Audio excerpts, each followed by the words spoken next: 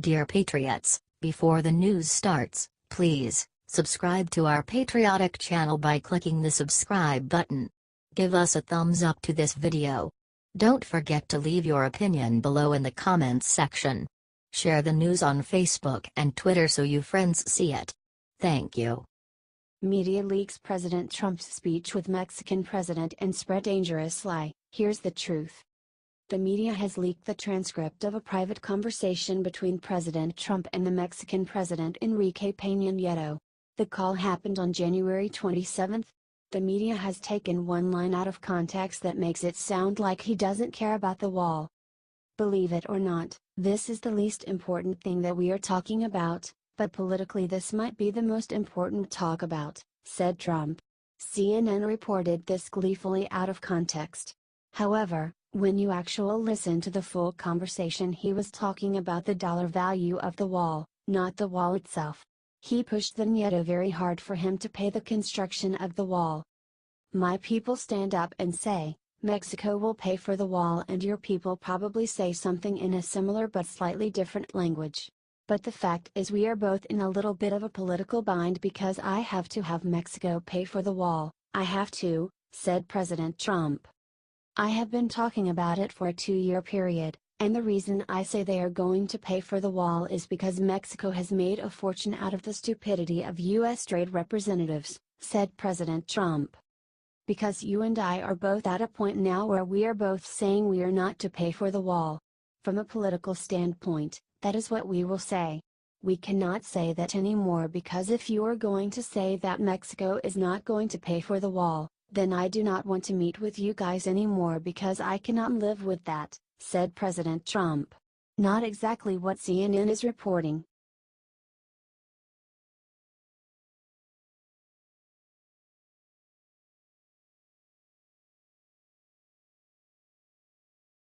Talcomex just said Kaepernick not getting hired again is unchristian.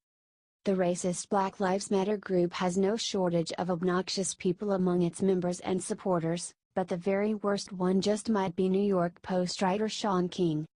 Conspicuously light-skinned self-proclaimed African-American King recently went on a tirade and misused scripture to say why he thinks it's unchristian that former San Francisco 49ers backup quarterback Colin Kaepernick remains unemployed. Wrote Shaun, regarding the decision of the Baltimore Ravens not to hire Kaepernick, and I hope the Ravens team owners and front office members pray about this decision because what teams are doing to Kaepernick, effectively banning him from the league because he spoke out against police brutality, is fundamentally unchristian.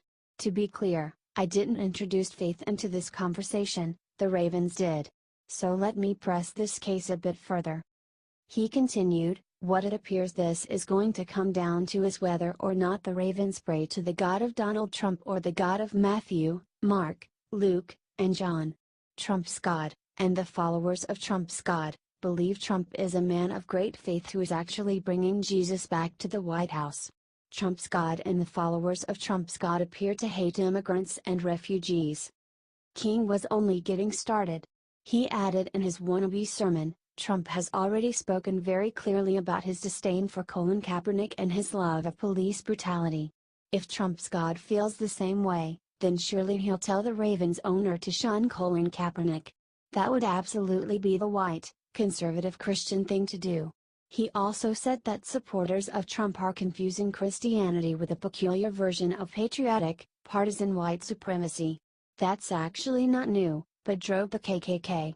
It drove slavery and colonialism. It drove plantations and lynchings. It drove Donald Trump into the White House. Do you think this confused racist has any business talking about Christianity?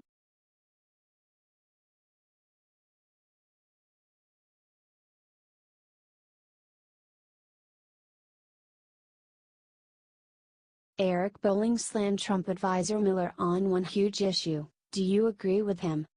Stephen Miller, who serves as an advisor to President Donald Trump, got a great deal of press attention for the heated way in which he sparred with disrespectful liberal CNN reporter Jim Acosta during a recent White House press briefing.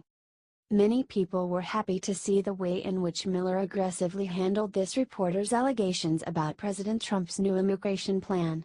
Others, However, we're less than pleased with the manner in which Miller conducted himself. Opined ex-Republican Morning Joe host Joe Scarborough about Miller's press briefing performance. "Oh my God. It was so much worse than I ever thought." He added, "And seriously, the White House has got to stop embarrassing themselves by putting this guy on," and commented that it was horrendous and an embarrassment and made Susan Rice the Sunday after Benghazi look smooth. Fox News host Eric Bolling surprisingly agreed with Scarborough about Miller's performance. Commented Bolling about Miller, "Don't put that guy in front of the cameras again." He explained that communications is not Stevens' strength, despite being a great policy advisor. Added Eric on Fox News specialists about the optics with Trump's latest policy plan, and the message gets stepped on because everyone is going to play that interchange with Acosta instead of talking about how great this immigration policy is. They really have to fix their communications department. Is Eric correct about Miller's performance?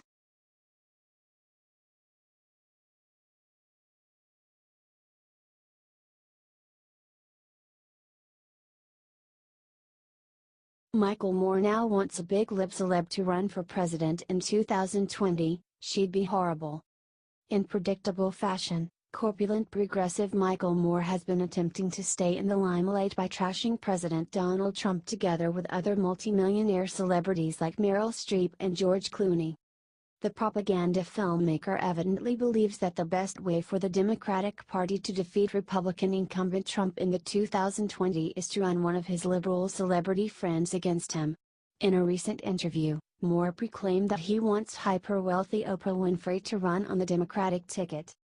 Said Moore to the hosts of The View, giving his advice on how the Democratic Party can beat Trump: "First of all, don't go to the right. You don't need to convince Trump voters. We already have the majority. Let's get the majority in these electoral college states." Rebuked conservative Jedediah Bila, "On that note, you talked about celebrities and you have suggested that perhaps on the left they should run some big-name celebrities. My question for you is, though, if they do that, those celebrities, once they get in office, they have to govern, they have to lead.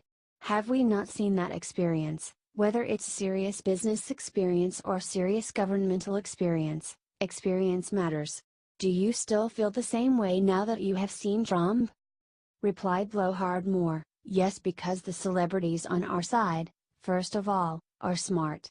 He added, "Who wouldn't vote for Tom Hanks for President of the United States? Commande or Oprah?" "Oprah." Shot back Bila, "I'll tell you who. Many Americans feel that those celebrities are out of touch. I'll tell you, a lot of people would say they don't understand my needs." Shouted Moore, cutting her off, "Wrong. We're on TV right now. Americans love celebrities." He continued later, "We're going to win with Oprah. Do you think Moore is out of touch?"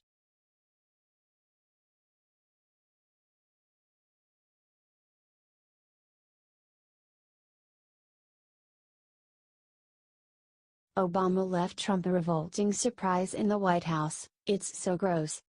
The liberal-biased mainstream media has been attempting to get regular Americans to turn against Republican President Donald Trump by implying that he is somehow an out-of-touch, rich elitist who considers living inside the White House to not be up to his billionaire stands.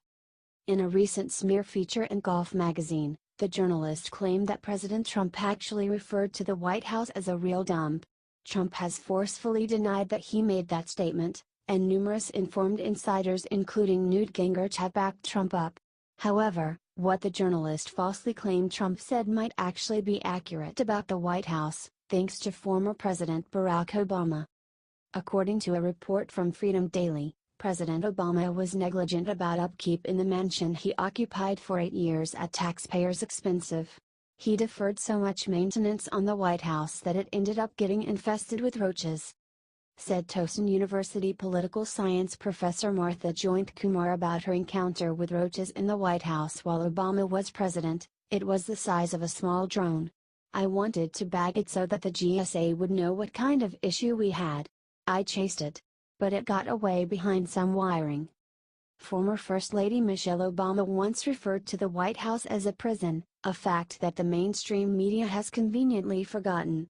Do you think it's disgusting that Obama ran the White House down to the ground like this?